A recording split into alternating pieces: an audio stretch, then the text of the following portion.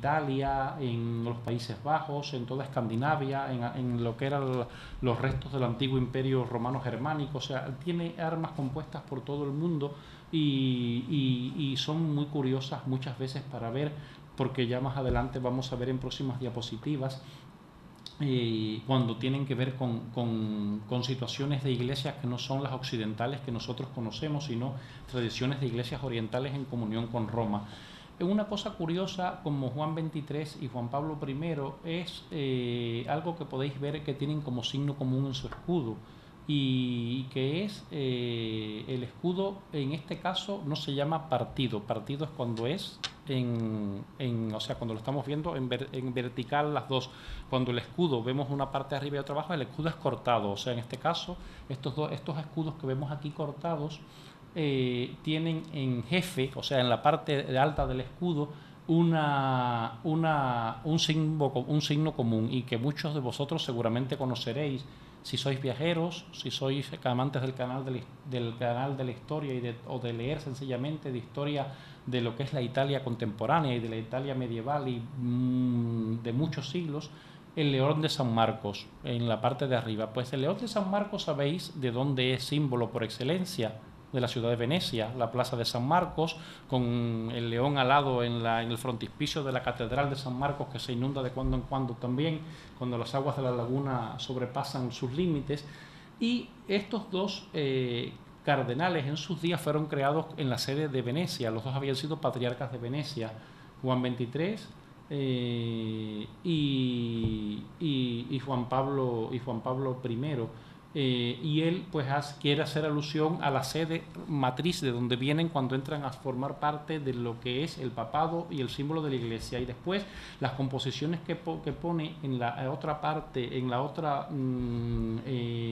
partidura, perdón, en la parte baja cortada del cantón del escudo, pues se refieren a tradiciones familiares o sencillamente a cosas que tienen en relación con los gustos personales o con los apellidos de algunos de los ancestros de cada uno de estos papas. En este sentido, pues se va también a la historia familiar de la persona y a la composición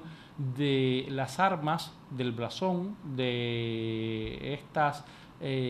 imágenes que quedan y que han quedado para la posteridad, pues sencillamente a través de estos pontificados, por lo que fueron en sus días, los significados que tienen de cada uno de ellos en su herencia familiar. Entonces, en este sentido, nosotros podemos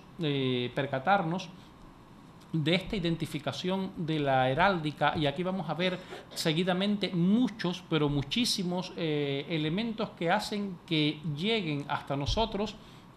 de una manera bien visible cuando vamos de turistas por cualquiera de estos lugares del mundo por los que nos movemos. Italia está llena de escudos, por supuesto. Es un país donde habían pues un cardenal en cada pueblo en sus momentos de la historia, y algunas familias muy importantes, como fue la de los Medici en Florencia, que era su feudo natural,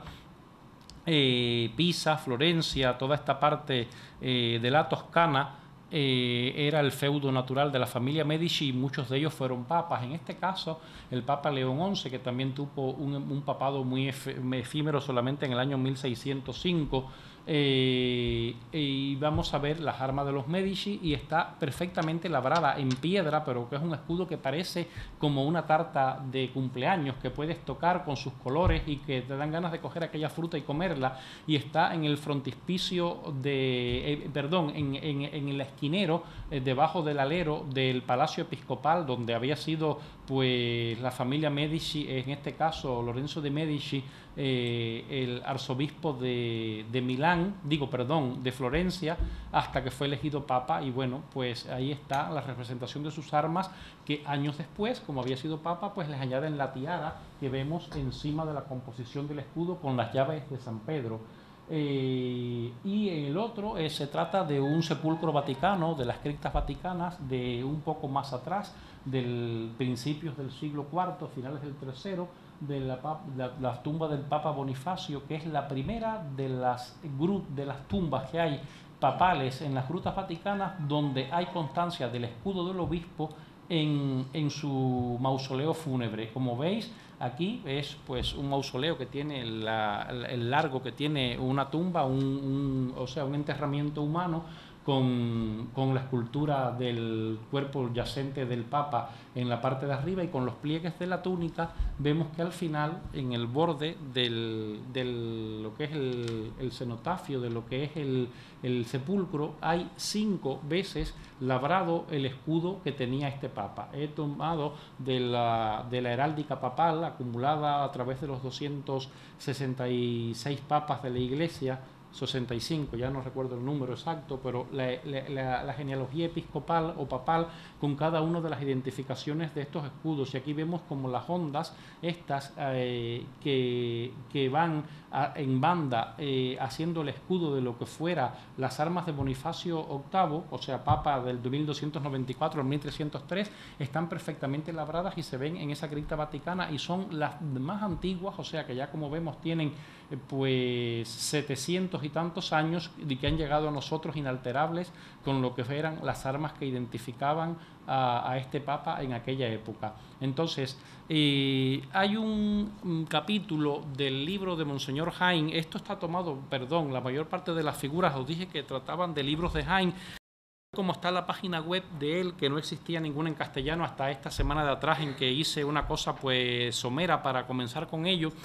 En los libros de él no hay ninguno publicado al castellano. Él publicó muchos libros en inglés porque era la lengua en que más se movía, porque como fue nuncio apostólico en Egipto y en Inglaterra por muchos años, pues era en el mundo anglófono en el que más se desarrollaba. Pero antes comencé, y haciendo otro paréntesis más, lo dejé inconcluso. El primer tratado que él hizo sobre heráldica lo hizo cuando era un estudiante en el seminario en Basilea y en Friburgo, en su Suiza natal,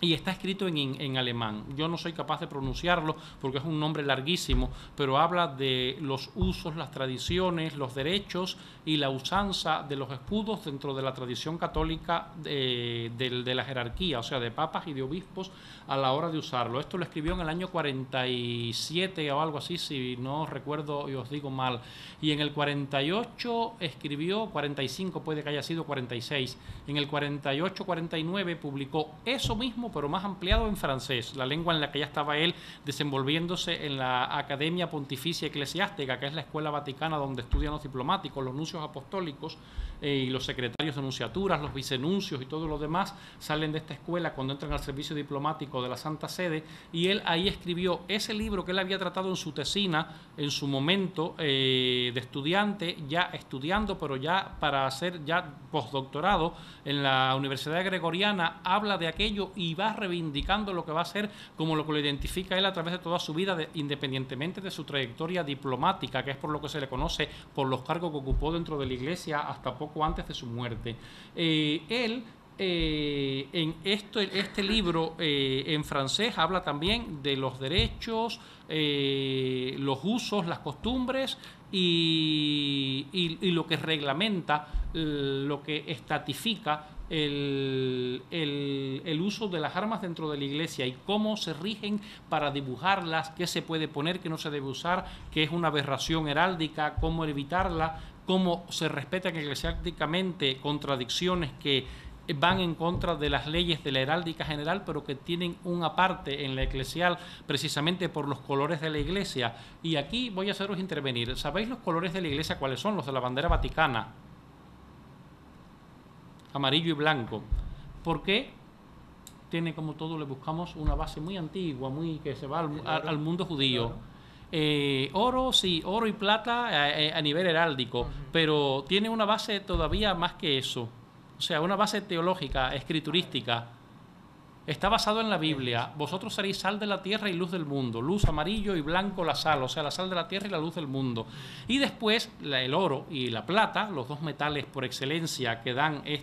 color blanco. Las llaves de San Pedro, la llave de los cielos y la llave de la tierra, pues está sobre la tierra de los cielos, una es de oro y una es de plata. Y entonces, claro, en heráldica no se puede representar oro y plata, metal sobre metal es una aberración heráldica, y Bruno Jaén en sus libros la justifica. ¿Por qué? Porque los colores de la Iglesia siempre han sido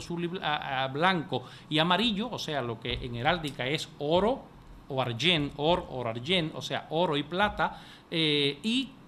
el argento y el oro hay que representarlos cruzados por las llaves y por los colores de la insignia pontificia, lo vamos a ver más adelante también. Y entonces habla como en este caso lo de que en un forro, o sea, en un fondo heráldico, no puede haber una superposición de metal sobre metal ni de color sobre color, o sea, sino siempre alternando un metal sobre un color y un color combinado con un metal, o sea, sobrepuestos cada uno de ellos, o acolados, acostados, que sí pueden estar, pero no pueden estar en una misma composición los dos, uno sobre otro. Sí pueden estar acolados, o sea, pero con excepciones de las normativas de las leyes heráldicas. Estos libros de Monseñor Jain, que lamentablemente, a ver si algún día alguien se anima, no digo que me anime porque son libros muy largos, traducirlos totalmente al castellano y editarlos, sería algo muy interesante para quienes estudian dentro de la heráldica, que ya de por sí es un capítulo y un apéndice de la historia, en la parte, en su rama episcopal, en su parte eclesiástica, que es la que estamos tratando hoy en este tema, porque no hay nada en castellano escrito y los libros de él que se dijeron en alemán en el año 40 y tantos, en francés en el 48, reeditado hace muy poco por la misma editorial francesa, en inglés en el 78 y en el 81 el mismo libro, y en los años previos a su muerte, cuando estaba ya él trabajando en los últimos años allí en los servicios vaticanos, se publicó este libro, también ampliado con nuevos escudos que él había hecho desde la última edición inglesa del año 81 hasta la del 2000 creo que fue, sí, en el 2000, con el año del jubileo del segundo milenio, publicó la Editrice, la editorial vaticana, este libro de Monseñor Jain en italiano, el mismo nombre en italiano. Queda pues la traducción al español para que los heraldistas eclesiásticos tengan un tratado por donde mirar algo de un maestro que enseñó tanto. Y una de las cosas que dicen en los capítulos del libro, veis como los paréntesis se hacen tan largos, es este de otra rama que tiene que ver muchísimo con la heráldica. Conocéis los sellos, no los sellos de filatelia, los sellos de sellar, los lacrados, aquellos de los títulos universitarios, de las cartas de los duques y el rollo de una bula papal, lacrado con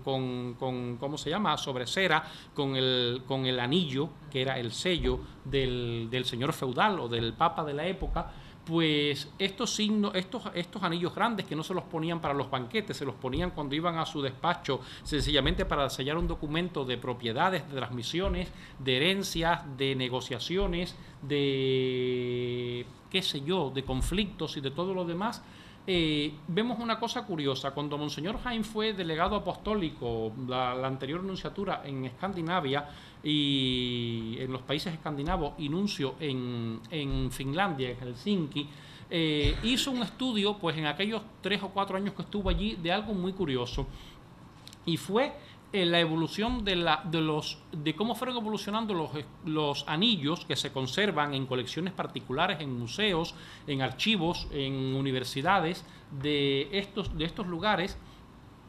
desde finales del siglo XIII hasta bien entrado ya el siglo XV, o sea que estamos viendo casi 150 años de diferencia entre los extremos de estos escudos de estos sellos, que estamos viendo aquí. Están muy aumentados de tamaño, daos cuenta que el tamaño de un sello puede ser máximo 1 pulgada, o sea 2,5 centímetros o algo así, o un poco más si son exagerados, y tienen esa forma ovalada, no se la ha inventado, y en el caso de redonda, pues redondo como una alianza,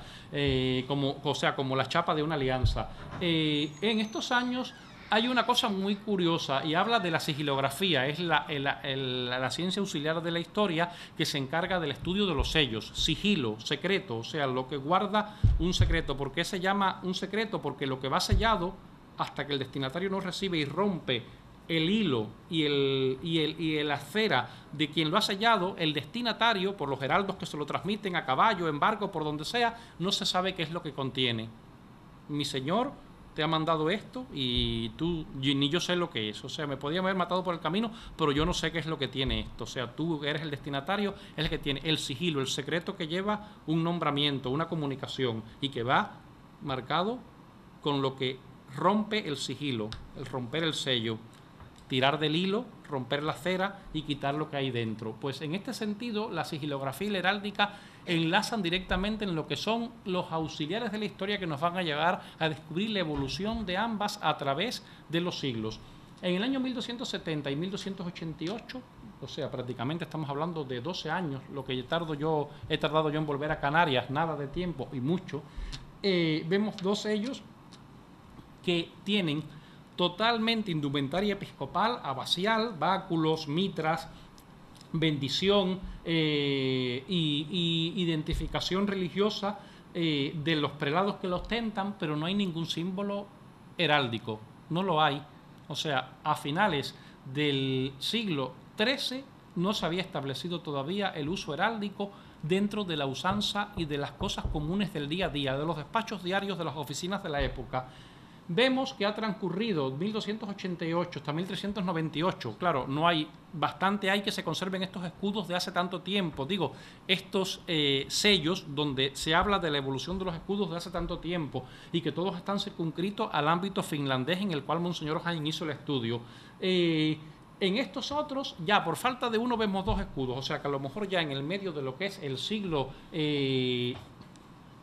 XIV y a principios del XV ya está totalmente establecido que los escudos de las sedes y los escudos personales de los prelados se introduzcan en los escudos, como pasa en lo que vimos antes de las procesiones, los escudos partidos con las armas que corresponden a los identificación de una sede, que es inamovible, el escudo que tiene por tradición desde tiempos atrás,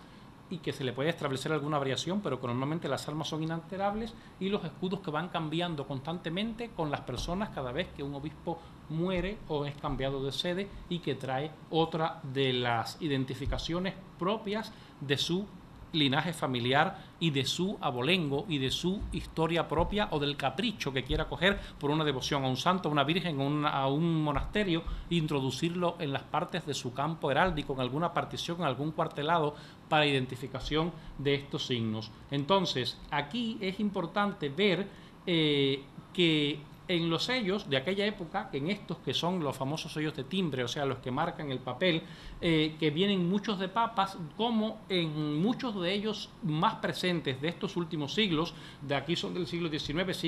del siglo XX, de los últimos papas, y signos también episcopales, abaciales, algunos de ellos, pues todos estos sigilos que tienen aquí es sencillamente, sin detenernos en ello, no quise ni quitar las notas que vienen en inglés al pie de las fotos,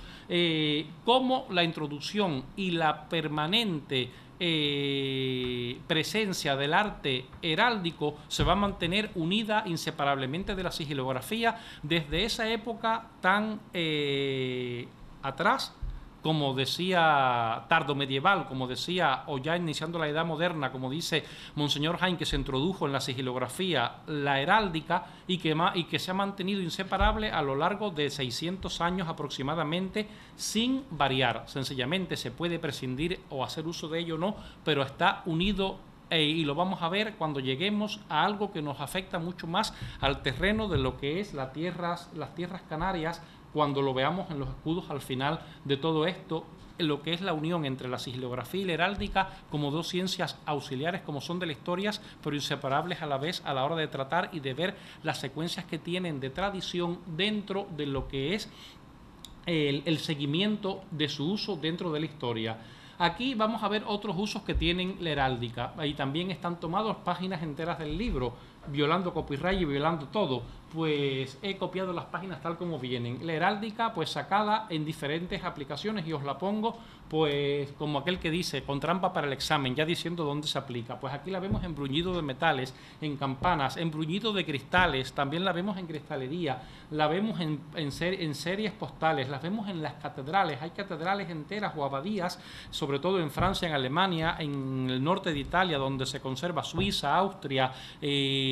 restos del imperio romano germánico, imperio austrohúngaro, en toda esta zona de Centro Europa, donde la Iglesia tuvo tanto peso y la tradición fue continuada, incluso hasta en la época de la Reforma Protestante, cuando se dividieron regiones en los dos campos, protestante y católico, con reforma y contrarreforma, pues se mantiene el uso inalterado de los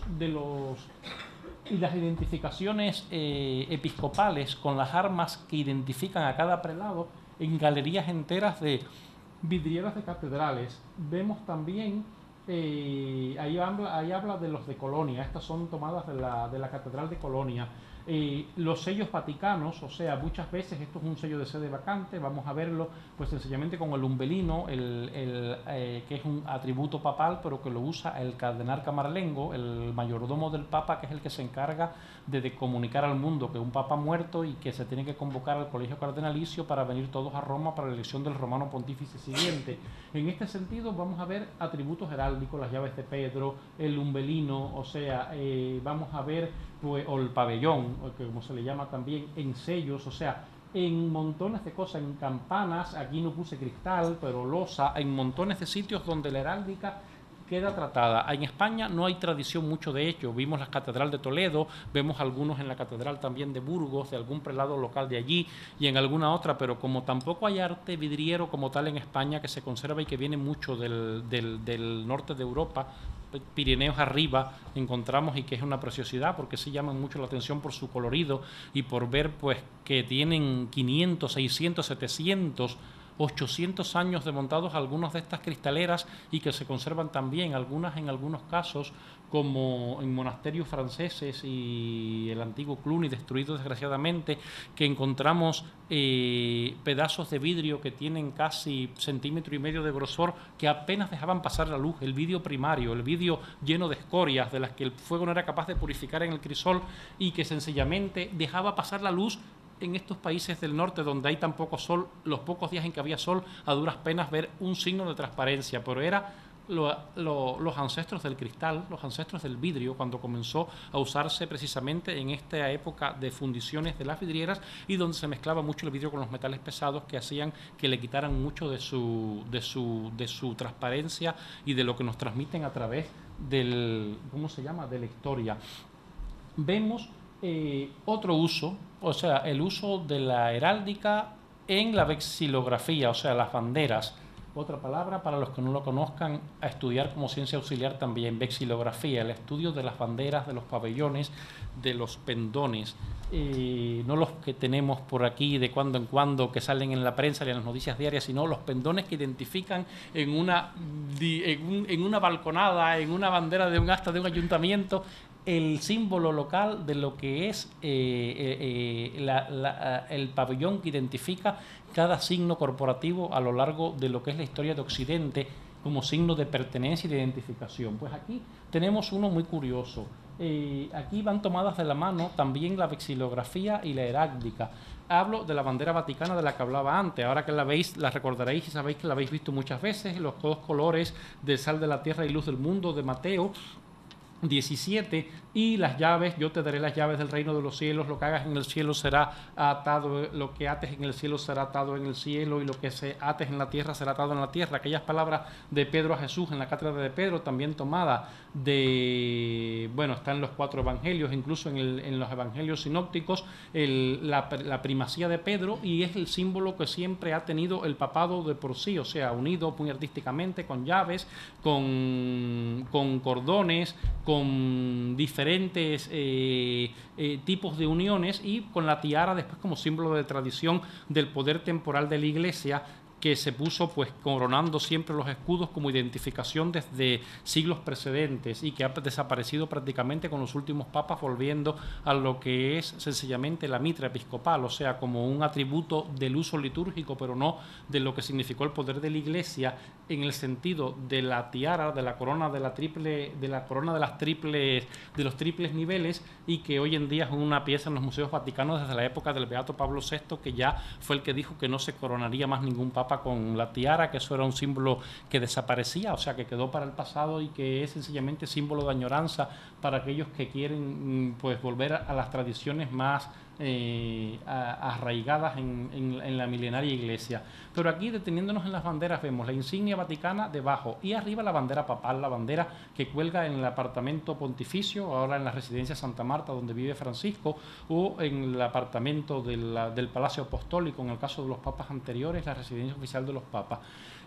Aquí hablábamos, como decía antes, y que veía que alguno de vosotros asentía con sus cabezas, de las aberraciones del arte heráldico. Decía Monseñor Jaime que cómo era posible representar una llave de plata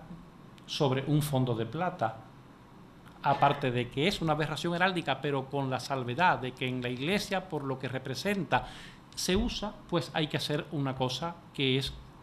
lógico, y que una monja que borda muy bien en su convento para hacer una bandera lo hace perfectamente. Se llama contornar, perfilar, hacer un fondo de color. El color negro en heráldica se llama sable. Hacer un fondo de sable a cada una de las armas metálicas de oro o de plata, para que no se pierdan. El amarillo por lo menos puede destacar sobre el oro, sobre la plata, pero la plata sobre la plata se perdería si no tuviera un contorno metalizado, o sea, un contorno de lo que es una bordadura hecha, pues muy bien hecha de esta manera, para que no se pierda. Y en el escudo papal como tal, que es sobre el fondo de gules, rojo heráldico, en las mismas armas, y aquí ya no hay, si se quiere, no hay que perfilarlas, pero en el sentido de lo que es el buen gusto, la buena estética, la tradición, pues se perfilan también con sable, aunque se dispongan sobre el color rojo, que es lo que lleva las armas propiamente del pontífice, que lo identifican, las llaves de Pedro con la tiara, y que en este caso van superpuestas sobre las dos particiones de la bandera. La bandera, para que vaya bien colocada, tiene que estar en la posición en la que vemos, oro primero y plata después, y el oro tiene que estar en la parte astada, la parte donde se iza la bandera, la que va pegada al asta. Es el uso que debe de tener. La bandera que vemos acá es una también de un cuerpo antiquísimo de la iglesia, la bandera de la Guardia Suiza, y aquí tiene cosas muy curiosas que a ver si soy capaz de deciros de memoria lo que es. Lo que vemos en el primer cuartel sería de un escudo. En el primer cuartelado del pabellón sería las armas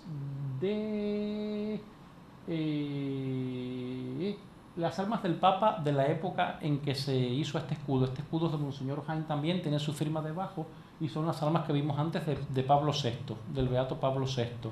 en el primer cuartel. O sea, el Papa reinante, el Papa que está en ese momento. Por supuesto, esta esquina, este cantón de la bandera cambia con cada Papa. Aquí, el Papa actual, Francisco, la Guardia Suiza tendrá el escudo de Francisco en esta esquina. Cuando estaba Juan Pablo II, y así repetitivamente. En el tercer cuartel vamos a ver el escudo del Papa Julio II, el fundador de la Guardia Suiza, y ese sí mantiene inalterable, porque es un papa que ha pasado a la historia como el fundador de la Guardia Suiza. Y entonces el único cantón o cuartel de la bandera del pabellón que se cambiaría sería el primero, el que corresponde al escudo del papa que reina en el momento en que la Guardia Suiza, cuando desfilas para sus cambios de guardias y para todo lo demás, hace uso de no te preocupes, Sonia, pero que al fin y al cabo lo señalo, pero estamos a un paso y lo ven perfectamente. Se tiene la noción del cambio de lo que es la primera identificación como la del pontífice que reina, el pontífice que está pontificando en ese momento. Y la segunda y tercera cuartel son invertidos, como veis, los colores jugados en barra, de los colores de la Guardia Suiza, aquellos famosos colores que dicen algunos que son tan chillones y son tan llamativos porque son muy contrastantes entre sí, que diseñó el Buonarroti para la Guardia Suiza en los tiempos en que su gran mecenas Julio II estaba de pontífice, cuando hizo este grupo pues totalmente neutro de un país que no tenía ejército en la época medieval, ni en la época moderna, ni en la actual, y que entre jóvenes católicos de aquel país, cuando aquellos eran católicos todos porque no había reforma protestante, pero después en los cantones católicos del país se escogen y se rifan quiénes son los que van a hacer los 2 años de servicio militar que se hace en Suiza, aunque no tengan ejército, pero con trabajos sociales, y los que no se van al Vaticano y se los ponen en su currículum como que estuvieron 2 años de guardaespaldas y de servicio del pontífice de turno cuando está. Y el escusón, o lo que vemos en el medio, el escudo pequeñito contornado con un laurel muy bien trenzado, son las armas, que ahí sí no puedo deciros el nombre porque era un nombre de estos en alemán muy enrevesado, del que era comandante de la Guardia Suiza en el año en que se diseñó esa bandera, en los años 72 o 73, cuando estaba el Beato Pablo VI de Papa. Eso es lo que puedo decir de la historia de esa bandera, pero lo que habla es ella toda, que es un signo parlante de la interconexión entre la vexilología y la heráldica, en el sentido de la identificación y la introducción de elementos heráldicos dentro de una enseña que nos va a nosotros a transmitir lo que lleva pues de signos de arte y al mismo tiempo de lo que necesita desde el punto de vista del diseño por la parte de lo que le toca de ciencia en cuanto a dimensiones, proporciones y todo lo demás. Aquí vemos la heráldica en otro mundo más también que conocemos perfectamente, el mundo de las monedas, el mundo numismático. Aquí no se queda fuera y ha sido representado muchísimas veces. Lo del centro es una representación de una labra heráldica que la colé aquí porque no era lo que quería. La de abajo se convierte una labra en una moneda, pero lo que quería era decir eso, pero lo del medio, como veis que es algo que está labrado en piedra sobre una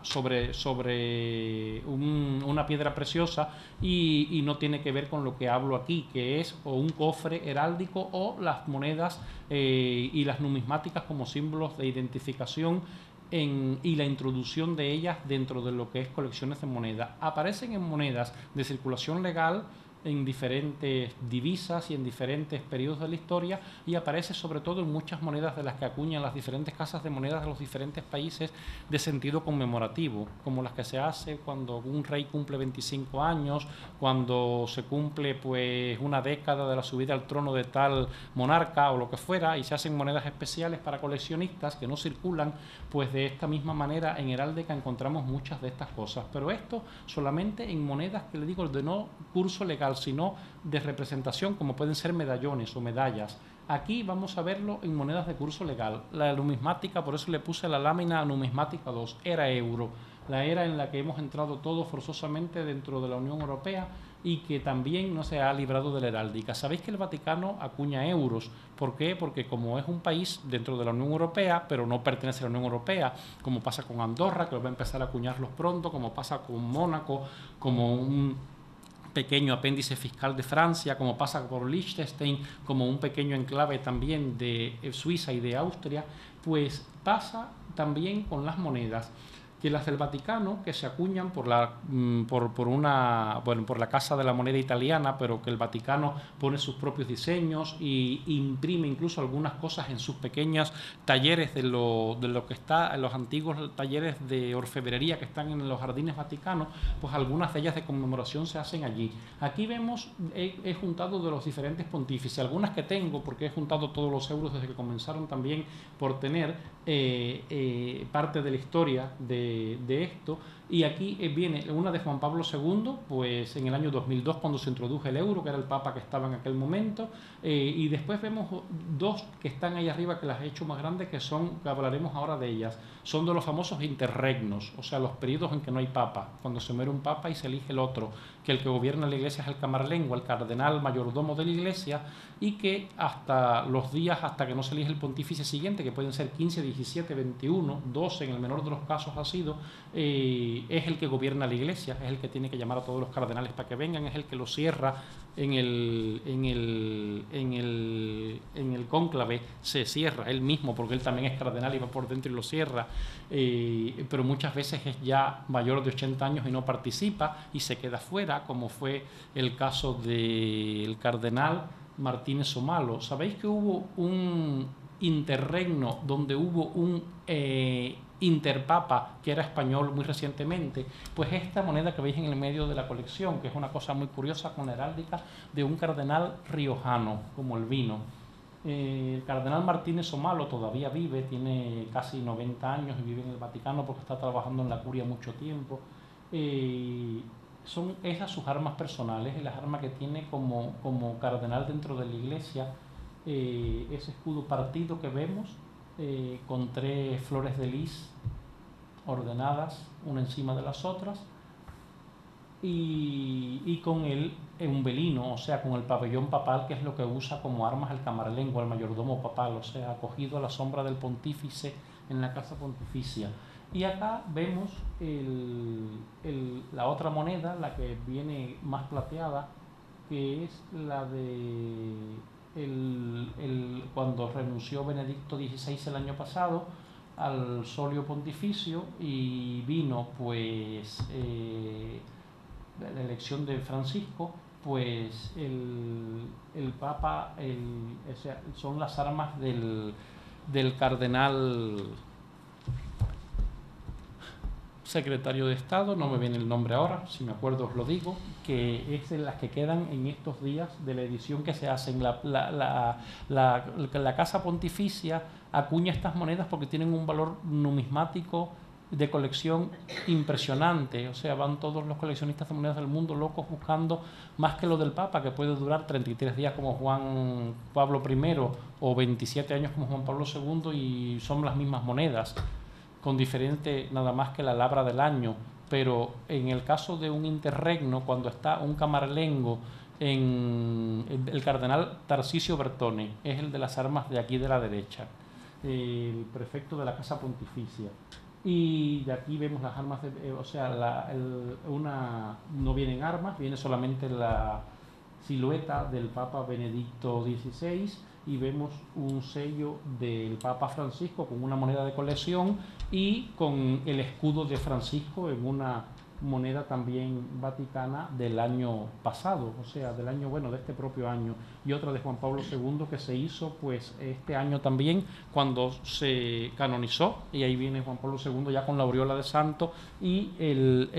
una moneda que se emitió de este año de Juan Pablo II, o sea que en este sentido también hay tela por donde cortar y estudios para publicar libros, cuadernos,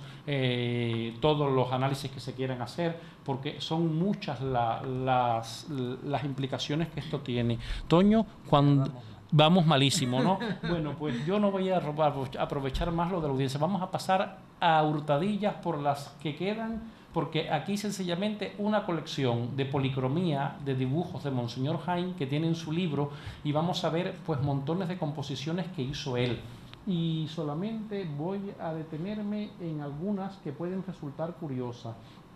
Lo de las borduras, sabemos que cuando tienen 15 son cardenales, 15 a cada lado, 15 borlas a cada lado del escudo. Cuando se tienen 6 son de obispo. Cuando se tienen 10 pues son arzobispos, o sea, van variando y los colores igual. Cuando se tiene una cruz de un solo brazo son obispos, cuando se tiene una cruz de doble brazo son arzobispos y además pueden ser primados si son a la vez cardenales o arzobispos de la sede primada de un país, o sea, tienen mucho que decir. Y cuando muchas veces no vemos una mitra sobre el escudo y solamente vemos un báculo,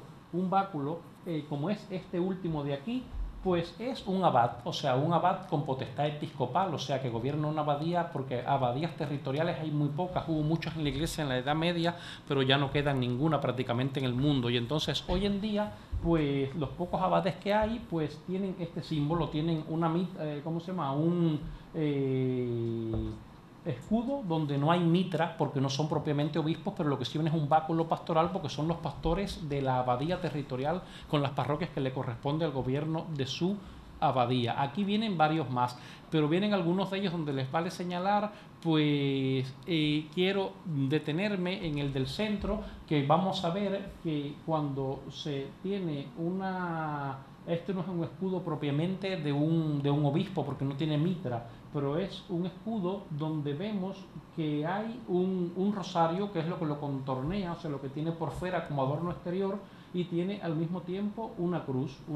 que puede ser de Malta, puede ser de Jerusalén, puede ser de la Orden de San Juan, o sea, una cruz de una de las antiguas órdenes de caballerías de la Iglesia, que si la persona ostenta algún cargo o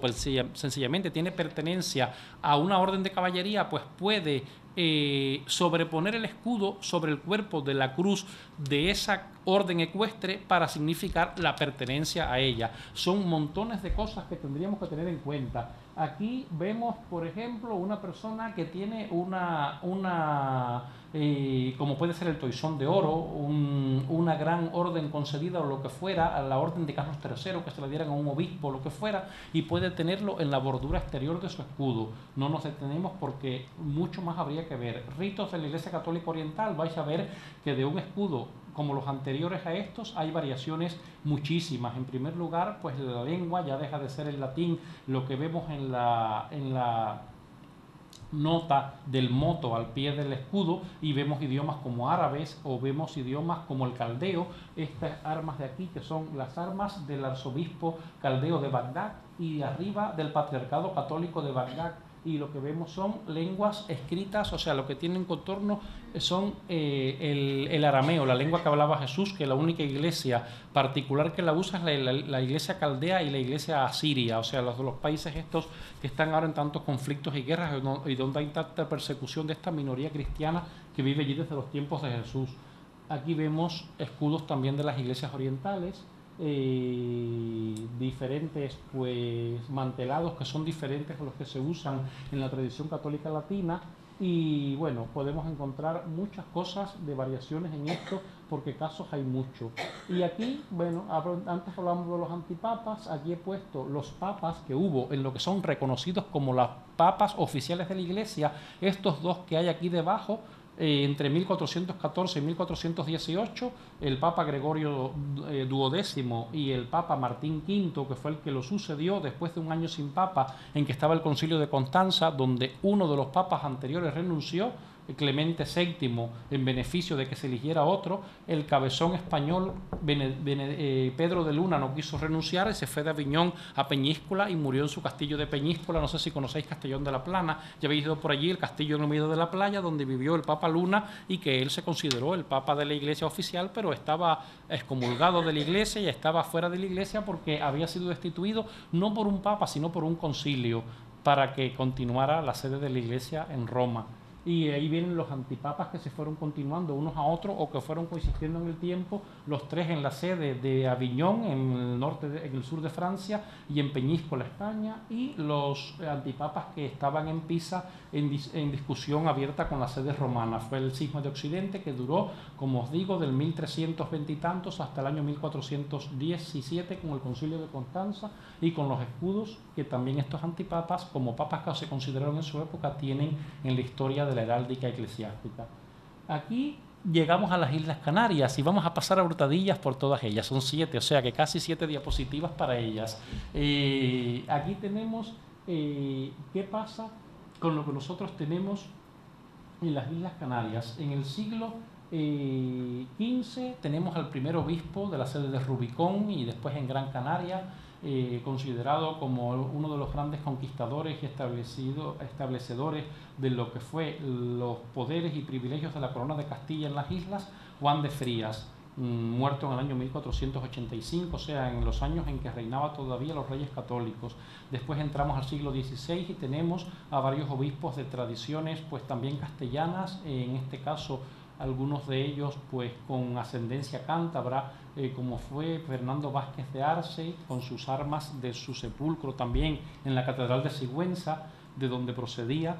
y Diego Tello y Deza, o Deza y Tello, con sus armas después en Coria, donde fue obispo después de haber sido obispo de la sede canaria. En el siglo XVII tenemos algunas representaciones también de escudos, el del Cristóbal de la Cámara y Murga entre los años 1627 y el 35, primer tercio de ese siglo. Al final o mediados del siglo está Juan de Toledo, armas usadas cuando después fue obispo de León, porque no se tiene ninguna noción si eran las armas que usaba también cuando fue obispo aquí en Canarias. Después seguimos al siglo XVIII y encontramos a Fray Valentín Morán y Estrada, con este escudo que se vislumbra muy poco, pero que se ve como una especie de yelmo por algo de tradición familiar o algo así, y se ven pues las armas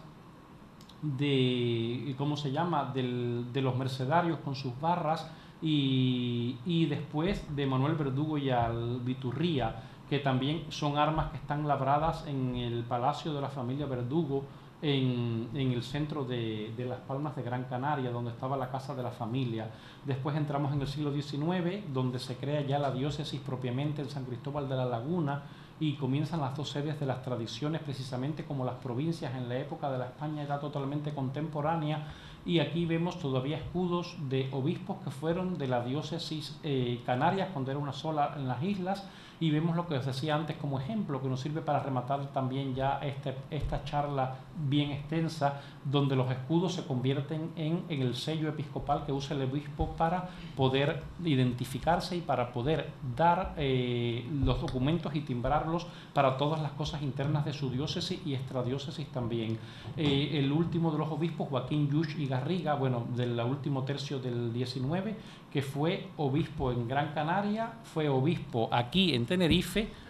el segundo o el tercero que se nombra, y que después llegó a ser arzobispo de Sevilla y cardenal de la Iglesia. Después está Hueto y Díez de la Maza, ya cerrando el siglo XIX y entrando en el XX. Y aquí ya en el siglo XX pues podemos ver lo que decimos, la pequeña composición entre un escudo episcopal, como es este caso del de abajo, de Antonio Pildain y Cipiaín, o sea, el obispo guipuzcoano que tuvo también Canarias, la diócesis de Las Palmas, y viene su sello y su escudo por uso indistinto, el rey redondo también con su sello episcopal, con el escudo totalmente metido dentro del sello con sus atributos y con su identificación, y ya a finales del siglo pasado José Antonio Infante Florido, obispo de aquí y después obispo en una diócesis andaluza, no sé si fue en Jaén o algo así. Y ya en lo último, heredando el tercer milenio, pues tenemos a Monseñor Bernardo Álvarez Afonso, el obispo actual, que los dos obispos canarios pues comienzan su andadura en cada una de las diócesis en el año 2005, y aquí vienen pues el escudo de la composición que tiene, lo principal, la tradición mariana que tiene el obispo Bernardo, según declara a la hora de la elección de su escudo, y tienen omnibus omnia factibus sum, o sea, ser uno con todos, una frase también tomada de la primera carta del apóstol Pablo a los Corintios, y en comunión con todos, en unión con todos, de Monseñor Francisco Casés Andreu. Este escudo me faltaba, y hoy cuando llegué que tuve de nuevo cobertura en el teléfono de modo avión a no sé cuánto, enciendo el móvil y lo primero que veo es un mensaje de la Cancillería del Obispado de Gran Canaria, que se lo había pedido por correo electrónico porque no venía en internet en la página web del Obispado, y me lo mandaron y les di las gracias y les dije, hoy se va a usar en la conferencia el escudo del obispo Francisco, y aquí está, que es el pastor de Hermas, es una atribución heráldica también de otro pasaje bíblico, todo tiene una raíz escriturística, yo soy el buen pastor, Juan 10:11, o sea, y toma una imagen del pastor de Hermas, que es una imagen pictográfica de la iglesia romana y latina de las catacumbas romanas del siglo II. Con esto ya terminamos. Esto es las portadas de los libros de Monseñor Jaén, el nombre del libro ahí, y al final pues terminamos donde está mi correo para cualquiera que lo quiera escribirme o lo que fuera, preguntarme cualquier cosa, aparte de lo que queráis preguntar ahora. Está mi correo, que lo podéis usar con total libertad para escribirme y preguntarme cualquier consulta relacionada con lo que ha estado mi charla o con cualquier cosa de los que haya dicho en la introducción. Y aquí, como veis, no digo que la heráldica eclesiástica con signos de interrogación es ciencia o arte, digo, es ciencia y es arte. Creo que de todo lo que he tratado de esbozar a lo largo de esta charla, que espero que no se haya hecho demasiado densa y aburrida, demuestra que el arte y la ciencia van tomadas de la mano en muchos casos, como es en este, como es el de la arquitectura y como es el de montones de materias en las cuales las cosas, cuando se quieren hacer bien, tienen que tener la base científica, pero con el componente artístico para que sean perfectamente visibles y que queden para los siglos. Es lo que os puedo decir, y os agradezco vuestra presencia.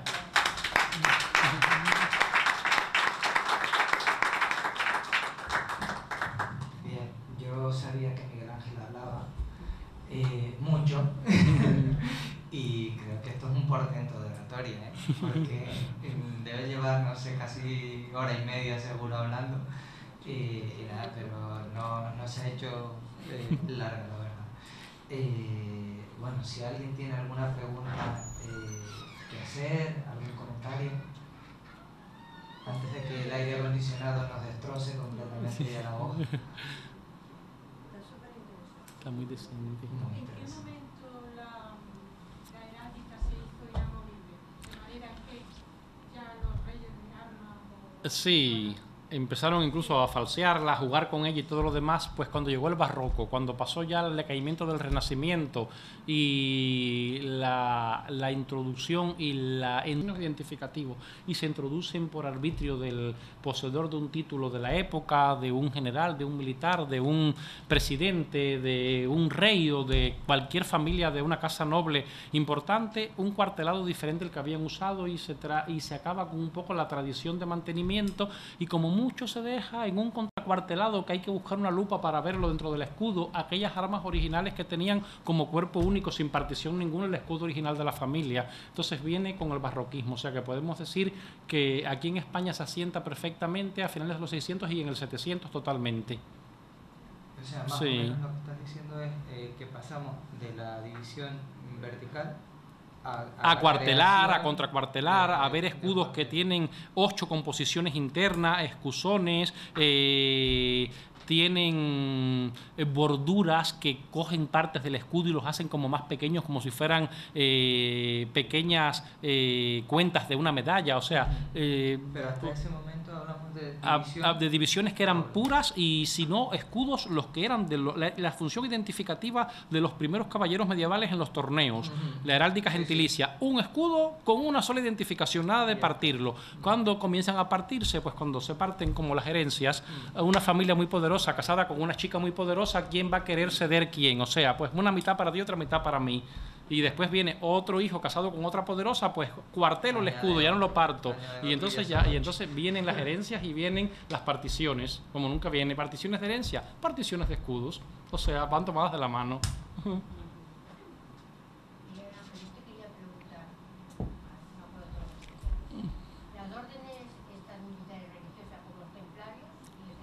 Sí. Del Papa, exactamente, sí, en el mandato de Jerusalén estaban, sí. Y también te quería preguntar, ¿el abad tenía un blasón o escudo? Lo tenía y lo tiene. ¿Y las abadesas? También. Las abadesas de Huelgas tenían sus escudos y son preciosos, no he traído ninguno, pero los hay. Y las que son hoy en día incluso prioras de un monasterio importante, como de clarisas, benedictinas o algo así, pues tienen, o sea, para sus nombramientos, para sus novicias, para lo que fuera, las comunicaciones entre monasterios, con Roma, con la Casa General y con todo, van sellados con el arma de la abadesa, que puede ser transmitida por herencia de las cosas que tienen propiamente, si son franciscanas, o sea, algún atributo franciscano como tienen las clarisas, o algún atributo a San Bernardo como tienen las órdenes cistercienses y benedictinas, San Bruno, los refundadores de las órdenes y en todas estas cosas en las monásticas. Y la última que te quiero preguntar, ahora me estoy acordando de visitas turísticas, no soy muy mucha en la historia de la iglesia, pero me acuerdo ahora de ver en las grandes catedrales, delante de los altares, esas salas que tienen de sillones de madera labrada, encima de cada sillón tiene un escudo. ¿Esos son de laicos o de...? No, los escudos que ves en las catedrales, en los sillones esos grandes que están en el presbiterio, son los escudos de la sede. Muchas veces son el escudo de la diócesis, y como mucho, si ves una cosa partida, es que es el escudo de la diócesis en una de las particiones, en la siniestra del escudo. Sí, y cada uno con su de esto, pues son la historia de los obispos que han pasado por cada una de la diócesis, que han, en lo que es la sillería, pues van quedando marcados los escudos que tienen cada uno de ellos, las salas capitulares, que se llaman las catedrales, sí. Sí. ¿De la heráldica gentilicia? Ay, pues te podría decir lo mismo casi que de la eclesiástica. Dan pena. No hay monseñores Jaén que hagan diseños pues que pueden tener un error, como todo lo humano, y la heráldica gentilicia hoy en día pues se ha vuelto como la sociedad sosa en la que vivimos. Pues yo diría que así también es la heráldica de hoy en día. O sea, todo eso que decía antes la señora que preguntaba de cuándo comenzaron a perder la esencia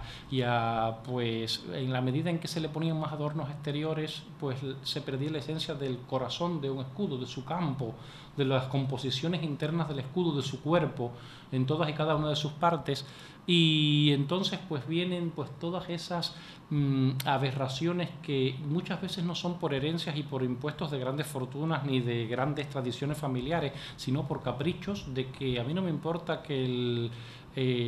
hasta en casas ducales, que hasta el duque decimoquinto usara esto, yo ahora soy el 17º y el 18º, y el 17º estaba en la época de la farándula del Tintán en Hollywood y pues le puso un fleco colgando al escudo porque era lo que se bailaba en la época, y el de ahora pues a lo mejor le pone, qué sé yo, una W como signo de la web. O sea, porque por decirte cosas que se pueden ver hoy en día en la heráldica contemporánea. Entonces,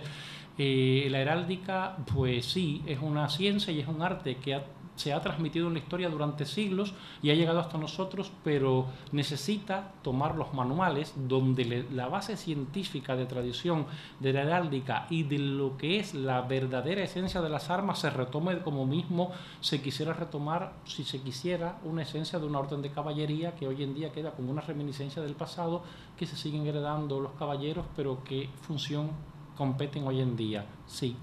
tradición e historia, pero no competencias con los estatutos en los que fueron constituidos porque van fuera de los tiempos. ¿Sería reprobable el hecho de recuperar antiguas armas aún recorriendo la brisura hoy día? No sería reprobable siempre y cuando quien quiera pretender hacer la recuperación del arma, incluso haciendo uso de brisuras, demuestre que tiene razón, pero de siglos, demostrable documentalmente, archivísticamente y sobre todo notarial y judicialmente, en los casos en que se quiera mirar con lupa casos muy sonados, para que puedan brisar sus armas de esa manera y puedan hacer uso de viejas armas que atribuyen que sean hoy en día contemporáneas correspondientes a X persona.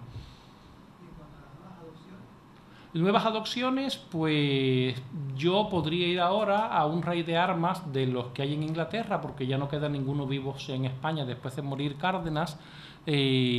pues, y decirle que me compongan un escudo. Yo tengo amigos, son ingleses, de tradición inglesa y sajona y alemana, y le encanta la heráldica mucho más que a mí, y se fue a Inglaterra para que le diseñaran un escudo, y él va feliz con su escudo, y digo, pero ¿y vas a timbrar los documentos con tu escudo? Va feliz con su... pero es algo que le han compuesto porque en su familia él no demostró para nada que había nadie con tradición heráldica en varias generaciones. Te voy a decir, las básicas de la genealogía de una persona en 5 generaciones no encontró signos de heráldica en su familia, y sin embargo él se quiso atribuir un escudo porque ha hecho estudios de estos, de diplomaturas, de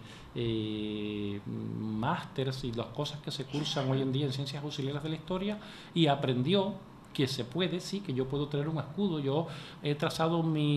hasta hace poco he descubierto ya mis genealogías que las tenía como cualquiera, por descendencia de pecheros, de aldeas gallegas y asturianas hasta 500 años atrás, y tenía suerte porque le llegaban allí los archivos eclesiásticos, algún que otro pleito judicial, protocolo notarial de la época. Pero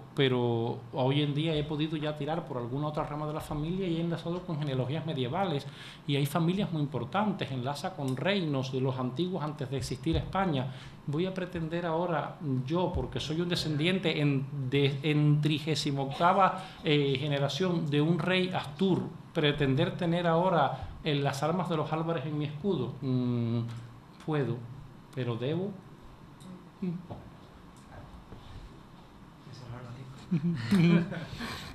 Bueno, ¿alguna cuestión más o cerramos por hoy? Entonces, perdone, lo que yo deduzco es que ahora es uso libre.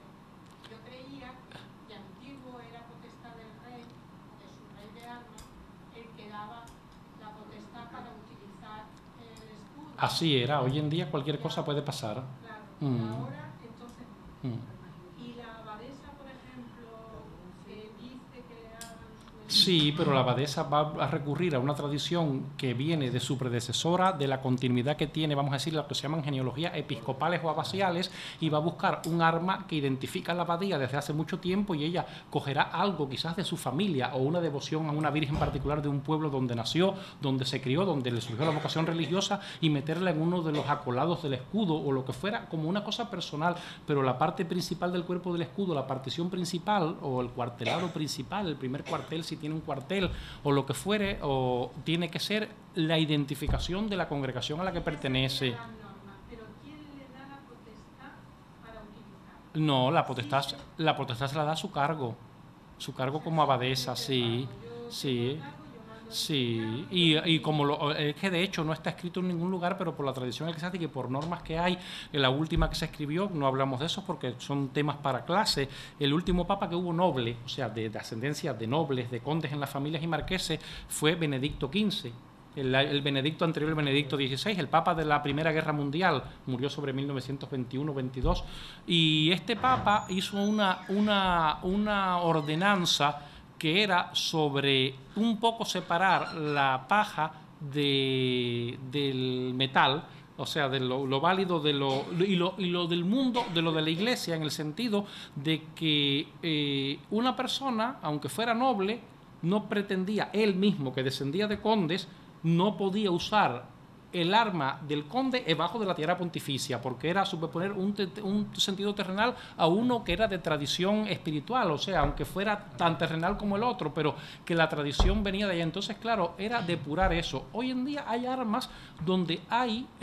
obispos que pueden tener un escudo temporal de un conde, de un marqués o de un duque. ¿Por qué? Porque por herencia de su sede fueron príncipes soberanos, como fueron los montones de príncipes, como los arzobispos de Colonia, de Hamburgo, que eran ciudades libres medievales del Imperio Asiático, del Imperio Romano Germánico, y que eran condes, duques y príncipes de sus ciudades, los obispos, y por lo tanto pueden usar un arma de esa por tradición histórica dentro de sus escudos. Pero de ahí a que se haga, en España tenemos un caso de un obispo que tiene un arma, que tiene un... No lo traje, no se me ocurrió ponerlo entre las que tenía de tantas cosas con las prisas. Hay un obispo español que tiene un título nobiliario importantísimo y se lo da a su cargo, no es él in personam, lo tiene después de haber asumido el cargo de la sede donde está. ¿No se os ocurre cuál puede ser? El obispo de la Seu d'Urgell, en Girona, es copríncipe de Andorra. Entonces, en sus armas hay una corona de condal, porque es como conde principesco del Principado de Andorra. Y entonces, en su sede, aparte de la mitra, está una corona de que es príncipe de Andorra. Y cuando venga otro obispo para Urgel, el que venga será el próximo copríncipe de Andorra, con el alcalde de Foix en Francia, en representación del presidente de la República Francesa. Porque ya no hay emperador en Francia, ni rey en Francia.